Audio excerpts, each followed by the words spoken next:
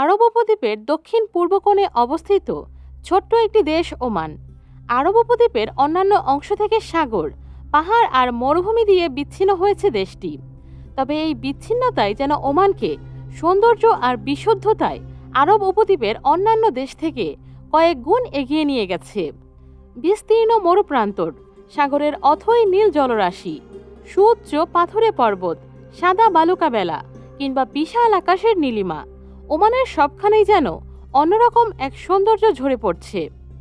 বন্ধুরা, আমরা আজকের ভিডিওতে মধ্যপ্রাচ্যের ধনী দেশ ওমান সম্পর্কে নানা অজানা তথ্য জানব। যারা আজ প্রথমবার আমাদের ভিডিও দেখছেন, আমাদের চ্যানেলটি সাবস্ক্রাইব করে পাশে থাকা বেল বাটন ক্লিক করে অলে সেট করে দিন। আপনার জন্য তো এটি ফ্রি, কিন্তু আমার জন্য খুবই উপকারী। বাংলাদেশের শ্রমশক্তির একটি বড় বাজার ওমান। প্রচুর পরিমাণে বাংলাদেশি শ্রমিক সেখানে কাজ করে থাকে। আরব দেশের মধ্যে এই দেশটি প্রথম স্বতন্ত্র দেশ। মাসকাত ওমানের রাজধানী এবং বৃহত্তম নগর। তাদের রাষ্ট্রীয় ভাষা আরবি। ওমানের মোট আয়তন 3,09,500 বর্গ কিলোমিটার আর মোট জনসংখ্যা 44,24,762 জন। ওমানের রাজা সুলতান উপাধি ব্যবহার করেন এবং দেশটির সরকারি নাম ওমান সালতানাত। এই দেশে আপনি সুলতানের বিরুদ্ধে কোনো কিছুই বলতে পারবেন না, কারণ এটি সেখানে একেবারে অবৈধ একটি কাজ। এদেশের পুলিশেরা যে কোনো সময় যে কোনো ঘরে তল্লাশি নিতে পারে, আর এজন্য তাদের কোনো ওয়ারেন্টির প্রয়োজন হয় না। ওমান আরব উপদ্বীপের দক্ষিণ পূর্বে অবস্থিত একটি রাষ্ট্র। এটি একটি মরুভূমি দেশ, যেখানে সুউচ্চ পর্বতমালার ঠিক পাশে রয়েছে উজ্জ্বল শুভ্র বালুর সমুদ্র সৈকত। ওমানের পশ্চিমে ইয়েমেনের আরব সাগর এবং উত্তরে ওমান উপসাগর। এই দেশের শতকরা 80% এলাকাই মরুভূমি। এদেশে 15% পর্বত এবং মাত্র 3% উপকূলীয় সমভূমি। ওমানে অনেক বিদেশিদের বসবাস। 24 লক্ষ জনসংখ্যার মধ্যে 10 লক্ষের মতো ওমানের নাগরিক নন। মূলত তারা বাংলাদেশ, ভারত, পাকিস্তান এবং ইরান থেকে আগত বিদেশি কর্মী। বন্ধুরা, আমাদের ভিডিওটি যদি আপনার ভালো লাগে তাহলে ঝটপট একটি লাইক দিয়ে দিন। আপনার একটি লাইক আমাকে আরও ভালো কাজের উৎসাহ যোগায়। ওমান এত ধনী দেশ হবার কারণ এটি অন্য সকল আরব দেশগুলোর মতো শুধু তেল নয়।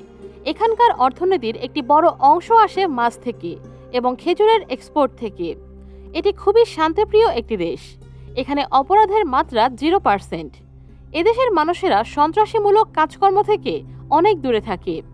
ওমানের মুদ্রা পৃথিবীর মূল্যবান মুদ্রাদের মধ্যে একটি। ওমানের মুদ্রাকে ওমানি রিয়াল বলা হয়। ওমানের প্রায় প্রতিটি জায়গায় আরবির সাথে ইংরেজির ব্যবহার হয়ে থাকে। এদেশে মানুষদের মদ কেনার জন্য তাদের লাইসেন্সের প্রয়োজন হয়। এছাড়াও এদেশের কোনো লোক তার ইনকামের 10%-এর বেশি টাকা মদ কেনার পেছনে খরচ করতে পারবে না। এখানে কোনো প্রকার ট্যাক্স নেই, তাই এখানে গাড়ি কেনা খুবই সহজ। এই দেশের প্রায় প্রতিটি নাগরিকের গাড়ি রয়েছে।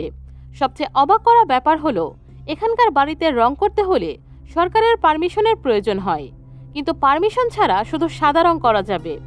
এই দেশটিকে হিস্টোরিক্যাল দেশ বলা হয়। পরিসংখ্যানে দেখা যায় এই দেশটি সেই দেশগুলোর লিস্টে রয়েছে যেখানে বহুকাল আগে থেকে লোক বসবাস করে আসছে।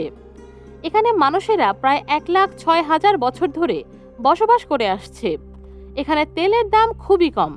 এখানে প্রচুর পরিমাণে ঘোড়া লালন পালন করা হয়ে থাকে। এখানকার ঘোড়াকে পৃথিবীর শ্রেষ্ঠ ঘোড়া হিসেবে ধরা হয়। 1970 সালের আগে ওমান পর্যটন শিল্পের ওপর কোনো মনোযোগ দেয়নি, যার ফলে দেশটিতে কোনো রকম হোটেল ছিল না, কিন্তু বর্তমানে 100-টিরও বেশি হোটেল রয়েছে এখানে।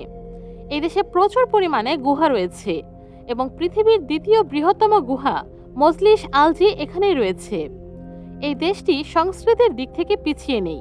তাদের নিজস্ব সংস্কৃতি পুরো পৃথিবীর কাছে তুলে ধরতে এই দেশটি সফল হয়েছে। দর্শনার্থীরা এদেশে ভ্রমণ, পাহাড়ে আরোহণ, কচ্ছপ, ডলফিন ও পাখি দর্শন এবং মরুভূমিতে সাফারি সহ বিভিন্ন আনন্দদায়ক কর্মকাণ্ডে অংশ নিতে পারে। পাখিপ্রিয় মানুষদের জন্য এই দেশটি খুবই জনপ্রিয়। এখানে স্থানীয় 80 প্রজাতির এবং অতিথি আরও 400 প্রজাতির পাখি দেখা যায়।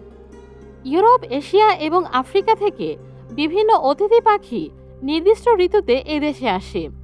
এখানকার চুনা পাথরের পাহাড়গুলো বেশ বিখ্যাত। ওমানের লোকেরা অতিথি পরায়ণ হয়ে থাকে। অতিথিকে খেজুরের তৈরি এলাচ দিয়ে কফি এবং আরও বিভিন্ন রকমের ফল দিয়ে আপ্যায়ন করে থাকে। বিভিন্ন রকমের ঝাল মাংস এখানকার মানুষের খুবই প্রিয় খাবার। তাদের প্রতিদিনের খাবারের তালিকায় মুরগি, মাছ এবং খাসির মাংস অবশ্যই থাকবে। বিশেষ ধরনের পানীয় এর মধ্যে আছে লাবাং, এটি এলাচের গন্ধযুক্ত লবণের গুড়। এখানে সারা বছর খুবই গরম পড়ে এবং আবহাওয়া খুবই শুষ্ক। 50% লোক রাজধানী মাস্কাট এবং বাটুয়া শহরে বসবাস করে। এখানকার মাত্র 1% জায়গা কৃষিকাজের জন্য উপযোগী। এখানে বেশিরভাগই খেজুরের বাগান, টমেটো চাষ হয়। এদেশের ভেতরে কোনো নদী বা খাল নেই। অনেক কাল আগে মানুষ সেচের জন্য খাল তৈরি করেছিল। এখনও সেখান থেকেই পানির ব্যবস্থা করা হয়। ওমানের জেবালি মহিলারা বোরখার সাথে এক ধরনের অদ্ভুত মুখোশ পরে থাকে, যেখানে থাকে ঠোঁটের ওপর গোফের মতো প্লাস্টিকের কাজ এবং চোখের ওপর আলাদিনের জিনের মতো অনেক বড় প্লাস্টিকের কাজ। এদেশের ছেলেরা সাধারণত সাদা জুব্বা পরে। মুসলিম প্রধান এই দেশটিতে হিন্দু, বৌদ্ধ, খ্রিস্টান এবং ইহুদিদের দেখা যায়। এখানে ইসলাম ধর্ম আসার আগে তারা ইবাদি ধর্মে বিশ্বাসী ছিল। ওমানের ওমেন অনলি শপ নামের একটি বাজার রয়েছে, যেখানে প্রতি বুধবার শুধু মহিলারা ব্যবসা ও কেনাকাটা করতে পারে। বন্ধুরা, এই ছিল ওমান সম্পর্কে কিছু জানা অজানা তথ্য। আমাদের তথ্যে কোনো ভুল থাকলে অবশ্যই কমেন্টে জানাবেন। বন্ধুরা, আপনারা কখনো কি ওমানে গিয়েছেন বা যাওয়ার ইচ্ছে থাকলে কমেন্টে জানাতে পারেন। ভিডিওটি ভালো লাগলে একটি লাইক এবং শেয়ার করতে কিন্তু একদমই ভুলবেন না।